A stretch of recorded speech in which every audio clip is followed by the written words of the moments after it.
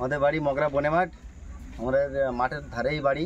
এখন মাঠে আমাদের মানে চাষবাস শুরু হয়েছে, মাঠে জল টল দিয়েছে, তার জন্য কি মাঠের সাপগুলো আমাদের এই বাসস্থানের দিকে বা বাড়ির দিকে চলে আসে। প্রায় প্রতিদিনই দেখা যায়। আজকে যেমন একটা চন্দ্রপড়া সাপ আমাদের এখানে দেখা গেছে, আমাদের বাড়িতেই উঠে এসছে, প্রায় ঘরে আসে বা আমাদের এই বাড়ির আশেপাশে দেখাই যায়। যখনই আমরা চন্দ্রপড়া সাপ দেখি তখনই চন্দনদাকে ফোন করি, চন্দনদাকে বলি চন্দনদা আসেন, এসে আমাদের বাড়ি থেকে সাপটা ধরে নিয়ে যান। তার জন্য চন্দনদাকে ধন্যবাদ জানাবো যে আমাদের এতটা উপকার করার জন্য।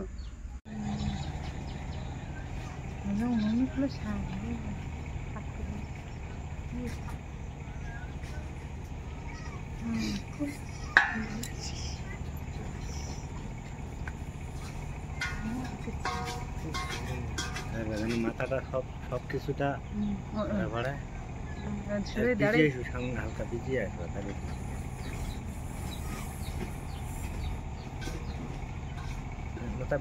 মাথা বাদ পড়ে গেছে, মাথাটা না বুঝতে পারো।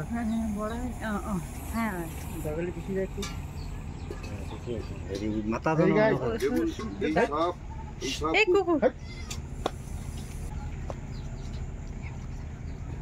দেখুন, এই সাপ হচ্ছে খুব অ্যাগ্রেসিভ টাইপের। যিনি রান্না করছিলেন, দেখুন বাইরে প্রচণ্ড ঠান্ডা, গরম নেওয়ার জন্য এই উনুনের মধ্যে ঢুকে পড়ে। উনি যদি একটু খেয়াল না করতেন তাহলে হাতে বাইটও হয়ে যেতে পারেন। ফলে এই শীতকালে যে সমস্ত জায়গা গরম, অবশ্যই সাবধানে থাকতে হবে।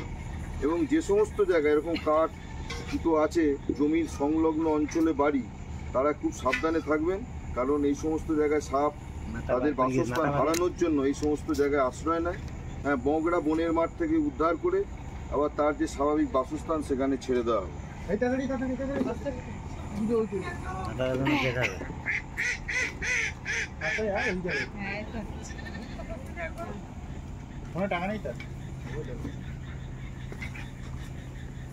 সেই সব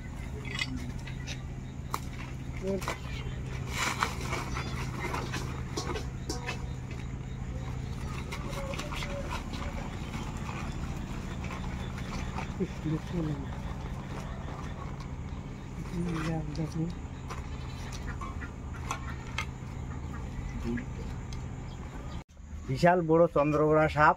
চন্দ্রদা সাপটা ধরলো, আমরা খুবই নিশ্চিন্ত হলাম, খুব ভালো হয়েছে।